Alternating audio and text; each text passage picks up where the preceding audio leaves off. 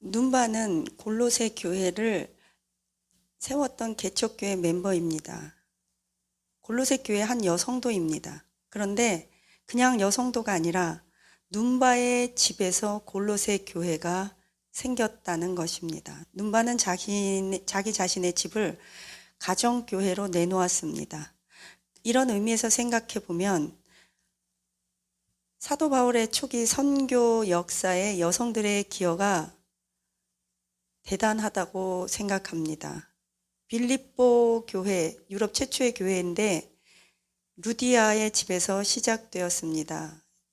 자줏빛 직물 장사 여자 루디아의 집에서 시작되었고, 눈바는 골로새 교회의 그 리더로서 자기의 집을 오픈하였습니다. 지금으로 따지면 구역장의 역할을 잘 감당했는데 그 오픈했던 집에서 드린 예배가 교회가 되는 것입니다. 보통 중국도 그렇고 우리가 선교지에 가면 흔히 가정에서 예배를 드리다가 그것이 교회가 됩니다.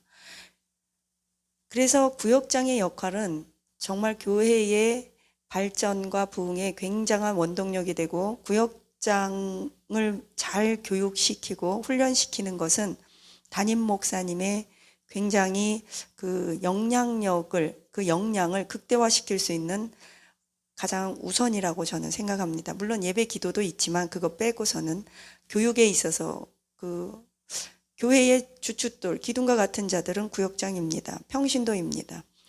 마가 다락방도 그 마가 요한의 어머니, 즉 바나바의 여동생, 그 집에서 시작되었습니다. 따라서 오늘 이 눈바라는 여성은 에바브로와 같이 골로새 교회를 개척했던 여성으로서 자신의 집을 기꺼이 사람들이 모여서 예배드릴 수 있는 처소로 내놓았다는 것은 보통 헌신이 아니라고 생각합니다. 왜냐하면 여자가 손님을 초청하고 집을 오픈할 때는 청소, 음식, 그 설거지, 그 모든 것들을 다 담당해야 되기 때문입니다. 그래서 사실은 원래는 구역장들이 자기 집을 오픈하고 음식 장만하고 그래야 되는데 사회 구조가 바뀌었고 우리의 경제 구조가 굉장히 복잡하고 빠른 속도로 변화가 되었기 때문에 여성들도 나가서 일을 하고, 그러한 사회 구조에서 매 주일마다 가정교회를 오픈한다는 거, 구역예배를 오픈한다는 거는 쉽지 않은 일입니다. 저는 24살 때 청년으로서 가정교회를 오픈했습니다. 그때 처음으로 구역장을 맡게 됐는데 저는 구역장을 너무 잘하고 싶어서 하나님 앞에 열심히 기도했습니다. 하나님, 제가 우리 집에서 이제 구역예배를 드리기 시작하는데 저에게 영혼을 붙여주세요. 저는 그때 교회에서 영혼을 이렇게 섬겨야 될 성도를 받은 게 아니라 제가 직접 개척하고 전도해서 구역을 오픈했던 것입니다. 이 눈바처럼. 처음 오픈했을 때 제가 정말 잘하고 싶어서 막 너무 기도원까지 가갖고 기도했어요. 그때 하나님께서 14명의 그 성도들을, 구역원들을 저에게 붙여주셨고 전도했습니다. 정말 100% 전도했습니다. 구역장을 잘하고 싶어서 나중에 기회가 되면 하겠지만 장기간 기도원에 가서 금식한 적도 있었습니다. 하나님, 저는 구역장을 너무 잘하고 싶어요. 왜냐하면 하나님께서 제 평생에 처음으로 주신 직분인데 제가 이 구역장을 잘 감당하지 못하면 무슨 일을 앞으로 잘할 수 있을까요? 작은 일에도 충성하고 작은 일에서 부흥을 맛보지 못한 자가 어떻게 큰 사역을 기대할까요? 그래서 어린 나이인데 그냥 그런 생각이 들더라고요. 어려서부터 뭐 보고 들은 게 있어가지고 그런 건지. 그래서 이제 이 눈바처럼 오픈을 했어요. 14명이 되었습니다.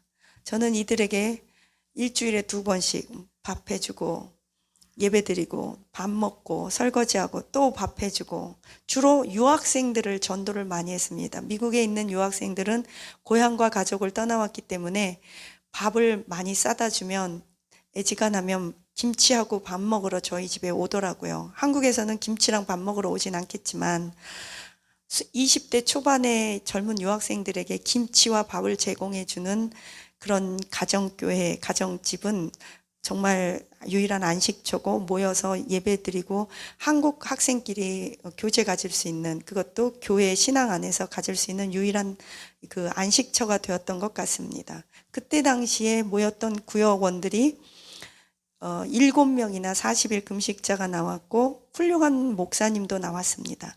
한국에 제가 오니까 그분들이 저에게 그때 당시에 밥 해줘서 고맙다고, 밥 먹은 게 기억나면서 돌봐줘서 고맙다고, 그분들은 다 유학 마치고 한국에 오셔서 각 분야에서 굉장히 훌륭한 리더가 되었습니다.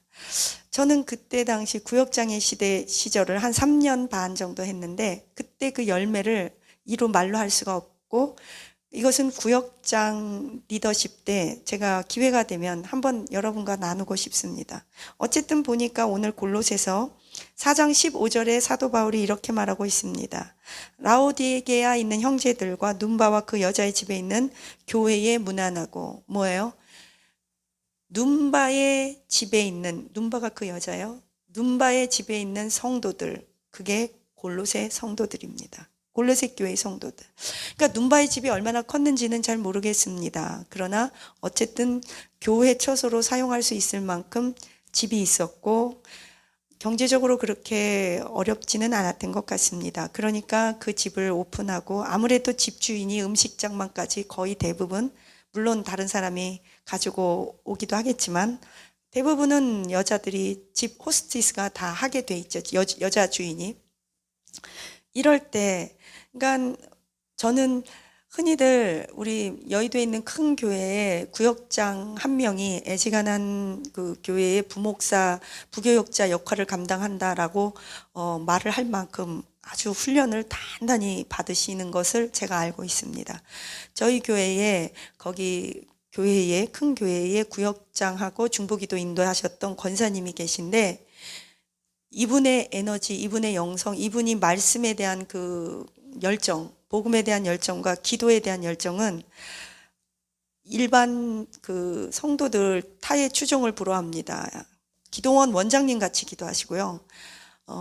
아침 저녁 1시간씩 기도하시고 빠지는 적이 없어요. 그리고 제 세탁물도 다 이게 세탁소 왔다 갔다 하는 일도 봐주시고요. 저기 믿음이 연약한 청년이나 믿음이 연약한 지체분들 기도 좀 해주세요. 그러면 얼마나 열심히 기도를 해주시는지 몰라요.